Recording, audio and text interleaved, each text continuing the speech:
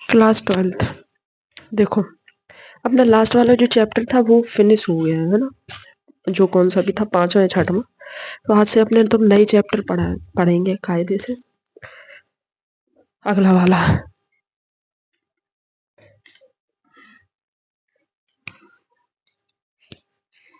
तो चैप्टर का नाम है अगले वाले का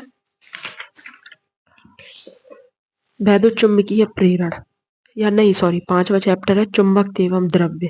ठीक है, चुंबक एवं द्रव्य। तो डाल लो हेडिंग चुंबक एवं द्रव्य, चैप्टर का नाम।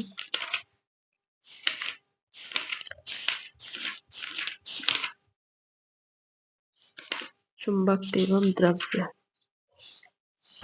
अभी तक अपने तुमने पिछले वाले चैप्टर में पढ़ा था कि चुंबकीय रेखाएं वगैरह वगैरह, इसमें भी थोड़ा पढ़ेंगे, इसी से रिलेटेड है। लेकिन पहला वाला ओनली चुंबक के ऊपर चैप्टर था। इसमें थोड़ा द्रव का, द्रव मतलब मैटर, द्रव्य की अपने तुमने क्लास जब 10th में होगी तब तीन टाइप के द्रव होते, तीन टाइप के मैटर होते, सॉलिड, लिक्विड और अपना जो गैसेस वाला होता है, ये पढ़े थे। तीन टाइप के द्रव्य, तीन तरह के होते हैं। एक सॉलिड बोले तो ठोस, लिक्विड बोले तो द्रव्य मतलब द्रव्य वाला, और गैस बोले तो गैस। ही तीन तरीके के मैटर होते हैं। ठीक है, तो उसी के बेसिस पे थोड़ा ये चैप्टर है। तो हेडिंग तो अपने तुमने डाल दी होगी, चुंबक एवं द्रव्य। सबसे पहले हेडिंग डालो इसमें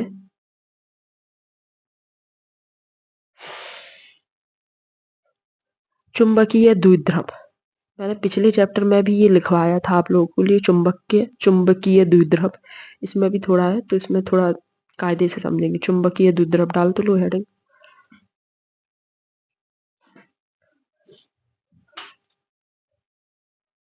चुंबकीय द्विध्रुव। ठीक है, चुंबकीय द्विध्रुव में आगे लिखो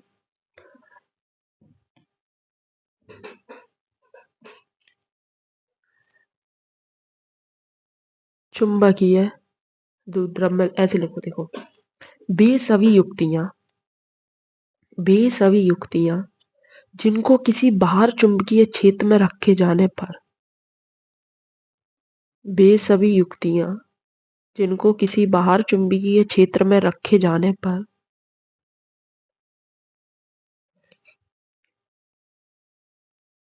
रखे जाने पर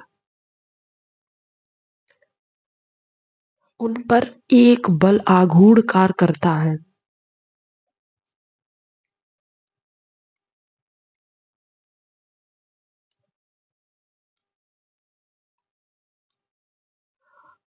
उन पर एक बल आघूर्ण कार्य करता है जिनके कारण वे क्षेत्र की दिशा में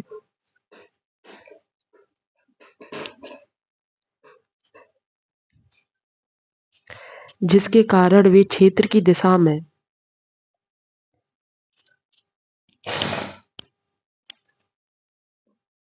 संरेखित होने की प्रवृत्ति रखती हैं।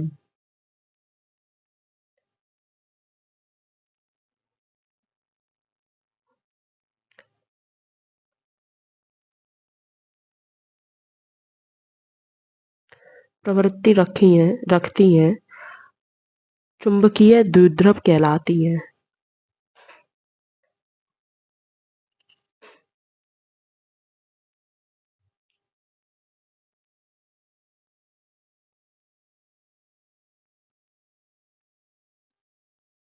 ठीक है, अगली हेडिंग डालेंगे चुंबकीय द्विध्रुव आघूर्ण।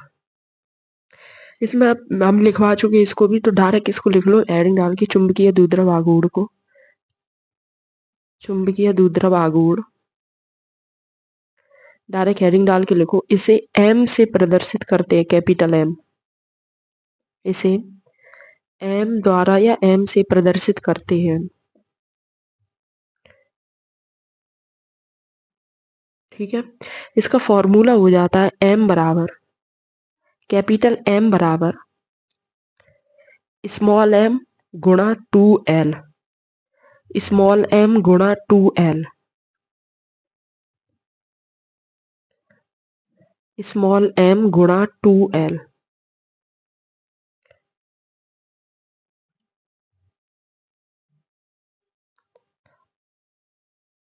ठीक है। कैपिटल एम तो अपने तुम्हें पता है क्या, चुंबकीय द्विध्रुव द्विध्रुव आघूर्ण है। यहाँ पे स्मॉल एम क्या है तो उसके नीचे लिख लेना, जस्ट एडिंग डाल के, स्मॉल एम बराबर द्विध्रुव सामर्थ्य, द्विध्रुव सॉरी ध्रुव्य ध्रुव्य सामर्थ्य, ध्रुव सामर्थ्य ऐसे लिखो, ध्रुव सामर्थ्य। जो स्मॉल एम है वो है ध्रुव सामर्थ्य। ध्रुव सामर्थ्य क्या होता है, अब इतना लिख लिया। एल तो अपने पता है कि किसी भी चीज की लंबाई, एल पता है, किसी भी चीज की लंबाई लिखना हो तो लिख लेना, एल बराबर लंबाई, ठीक है। अब उसके नीचे हेडिंग डाल लो ध्रुव सामर्थ्य, ध्रुव सामर्थ्य, ध्रुव्य ध्रुव सामर्थ्य।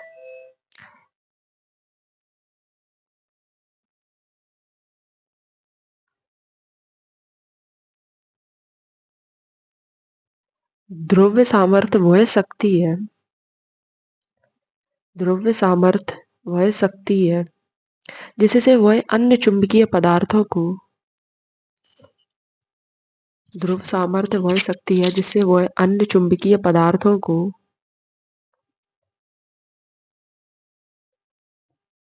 अपनी ओर आकर्षित करता है।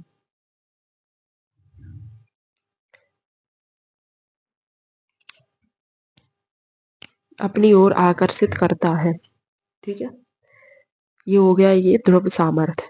अब हेडिंग डालेंगे क्षण चुंबकीय क्षेत्र रेखाएं, चुंबकीय क्षेत्र रेखाएं।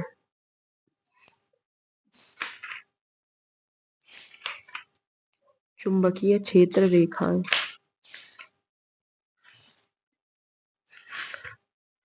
देखो तुमने एक चीज नोटिस की होगी, चुंबकीय क्षेत्र रेखाएं हेडिंग डालने के बाद, चलो नोटिस बाद में कराएंगे, पहले लिख लो कि चुंबकीय क्षेत्र रेखा होती क्या है और कैसी रेखाएं ये प्रदर्शित करती है, ठीक है। लिखो,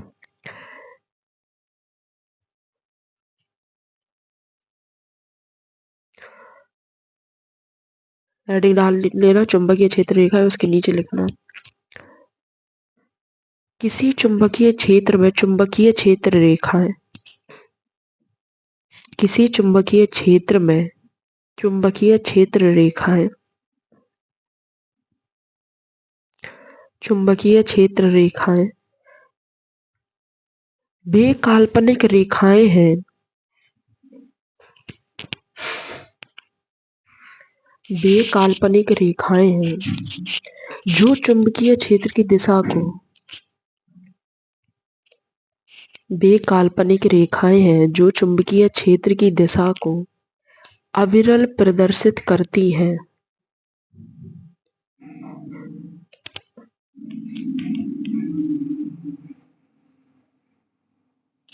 अविरल प्रदर्शित करती हैं, ठीक है।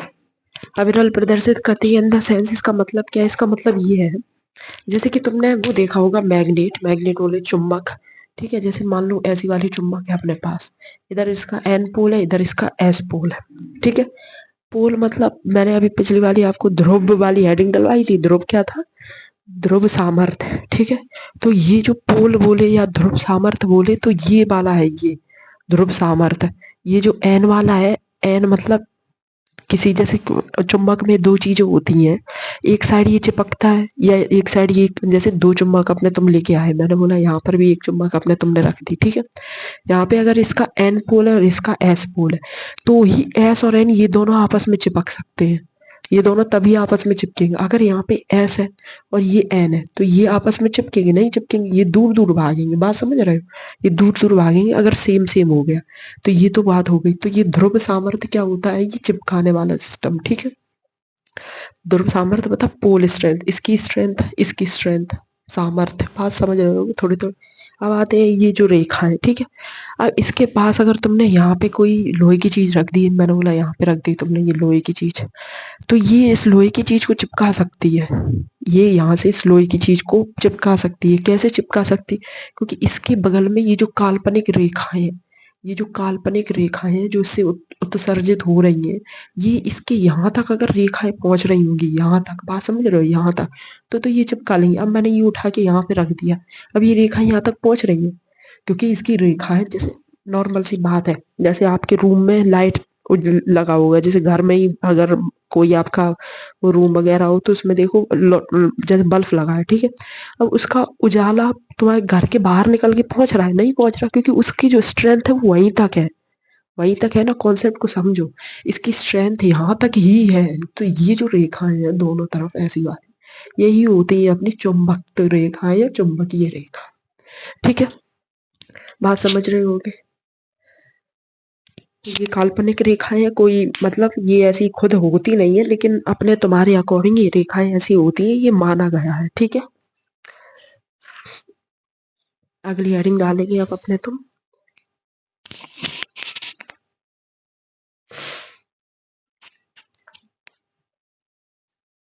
अगली हेडिंग डालो। एक सेकंड रुकना। चुंबकीय लंबाई।